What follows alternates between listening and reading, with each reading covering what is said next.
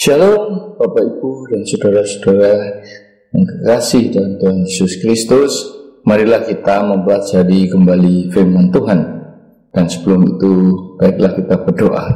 Tuhan adalah Bapa kami yang ada dalam kerajaan surga yang mulia. Terima kasih ya Tuhan, kami selalu bersyukur atas kebaikan-Mu, atas kemurahan-Mu, atas pemeliharaan-Mu ya Tuhan. Sampai saat ini kami masih boleh mempelajari firman-Mu. Tuhan, urapi lidah dan bibir hamba-Mu dan juga pendengar yang mendengarkan firman-Mu. Urapi dengan Roh Kudus ya Tuhan, supaya hamba-Mu berkata-kata sesuai dengan isi hati-Mu. Pendengar firman ini dapat menerima hikmat dan rema dari firman-Mu, sehingga mereka dapat melakukannya dalam kehidupan mereka sehari-hari. Terima kasih Tuhan, berbicaralah, kami siap untuk mendengarnya. Dalam nama Tuhan Yesus kami berdoa dan mengucap syukur. Haleluya, amin. Saudara-saudara, kali ini kita akan mengulas topik hidup berintegritas. Integritas atau integrity dalam bahasa Inggrisnya menurut Oxford Dictionary adalah kualitas untuk menjadi jujur dan mempunyai prinsip moral yang kuat. Jadi integritas berbicara mengenai kesejatian atau keaslian. Integritas menyatakan apa adanya diri kita secara tulus tanpa manipulasi demi keuntungan atau motivasi tertentu. Orang berintegritas adalah orang yang memiliki keutuhan dan keselarasan dalam pikiran, perasaan, sikap, perbuatan, dan perkataan. Semua aspek dalam dirinya, internal maupun eksternal, selalu sinkron dan harmonis. Tidak ada rekayasa dan kepalsuan. Hidup apa adanya tanpa kemunafikan. Lawan integritas adalah munafik. Berbicara tentang kemunafikan bagikan dalam Twitter di mana dipakai topeng-topeng yang bukan merupakan wajah pemain yang sebenarnya. Demikian juga orang Kristen, banyak yang memakai topeng kemunafikan dalam kehidupannya. Hidupnya tidak berbeda dengan orang dunia, menipu, mata duitan, masih berzina, selingkuh, ucapan yang tidak dijaga, senang ngerasani, jahat, dan sebagainya. Namun ketika di gereja mereka baiknya bukan main.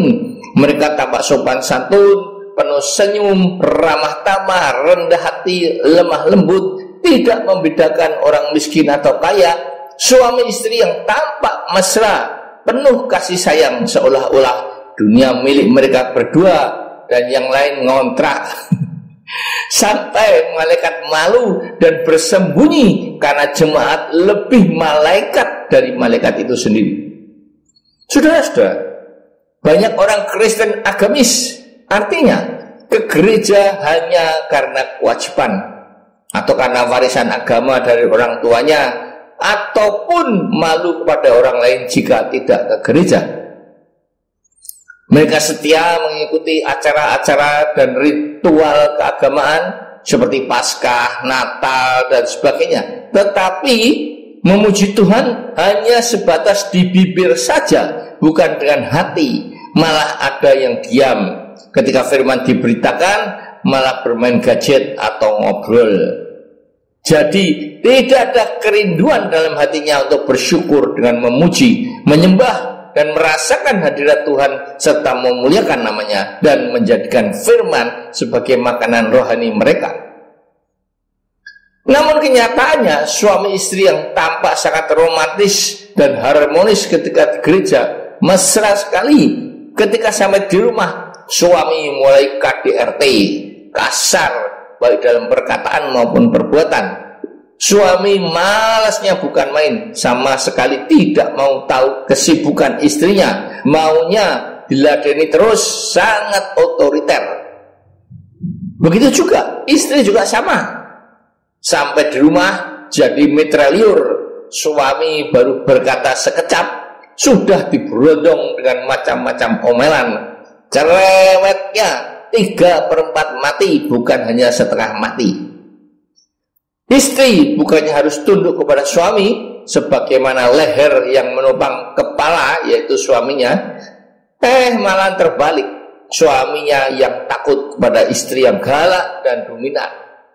Istri yang demanding, pokoknya aku minta ini dan itu harus kamu penuhi, nggak mau tahu. Istri yang berduit, waktunya dihabiskan untuk pergi ke salon, ke mall atau arisan, dan tidak mengurus rumah tangganya. Saudara-saudara, dalam beberapa kali ibadah dengan tema kepahitan, ternyata selalu ada yang menangis karena kepahitan yang dialami, tidak terkecuali istri hamba Tuhan. Bahkan maaf, orang yang terlibat sebagai aktivis gereja, bahkan sampai gembala juga tidak sedikit yang mengenakan topeng dalam pelayanannya. Ternyata masih banyak yang egois, pendapatnya maunya selalu disetujui, sombong, ingin menonjol, iri, ambisi untuk posisi dan sebagainya. Pelayanan mereka adalah pelayanan panggung, yaitu sebagai entertainer yang ingin dipuji para jemaat sebagai penontonnya karena suaranya yang bagus, memukul, koreografi yang bagus, atau juga khotbahnya dipuji, mengena, bagus sekali. Dan bukannya pelayanan mesbah di mana penonton satu-satunya adalah Tuhan Yesus, dengan melayani, memuji, untuk memuliakan namanya dan menyenangkan hatinya. Saudara-saudara, sebelum kantong persembahan diedarkan, jemaat diajak untuk mempersembahkan yang terbaik.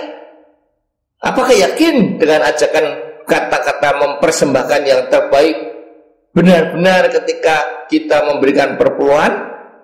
Persembahan yang terbaik adalah seluruh tubuh dan hidup kita. Dalam Roma 12 ayat 1. Persembahan adalah sebagai ungkapan syukur kita atas berkat dan pimpinan yang Tuhan telah berikan kepada kita, bukan untuk memancing berkat. Terus bagaimana menjadi orang Kristen yang berintegritas? 1. Taat dan setia. 2. Jujur.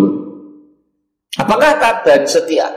Dalam Kejadian 6 ayat 22, lalu Nuh melakukan semuanya itu tepat seperti yang diperintahkan Allah kepadanya. Demikianlah dilakukannya.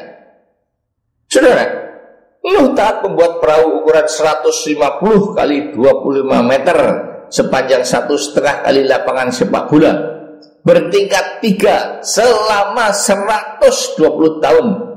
Dan selama itu manusia tidak ada yang bertobat, sehingga hanya 8 orang keluarga Nuh yang diselamatkan dari air bah.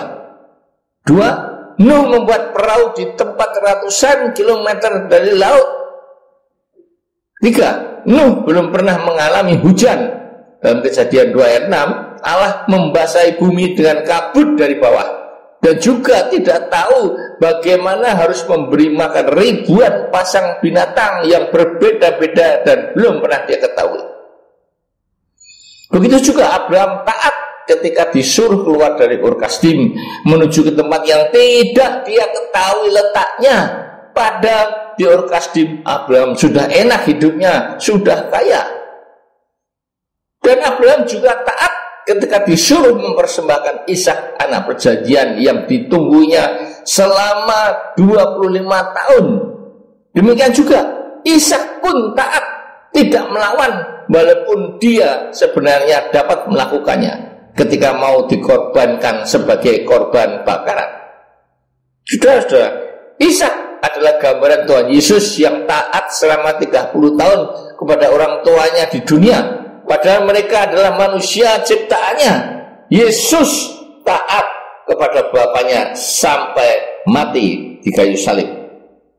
Dia tetap pergi ke Yerusalem walaupun dia tahu bahwa dia akan ditangkap dan mati menderita dalam kematiannya, hanya untuk menebus dosa-dosa manusia seperti saudara dan saya. Yang kedua adalah jujur. Dalam Kejadian 39 ayat 9b, Tuanku tidak menyayangkan segala miliknya dariku kecuali kamu, karena kamu adalah istrinya. Bagaimana mungkin aku melakukan kejahatan seperti itu dan perhatikan berdosa terhadap Allah. Yusuf dapat saja menipu Potifar yang tidak akan tahu jika dia mau menjadi pil istri Potifar dan melayani nafsunya. Tetapi hal itu tidak dia lakukan karena dia tahu bahwa di hadapan Allah tidak ada yang tersembunyi, sehingga harga kejujurannya malah mengakibatkan dia langsung dipenjara tanpa diadili, karena Potifar adalah pejabat tinggi istana.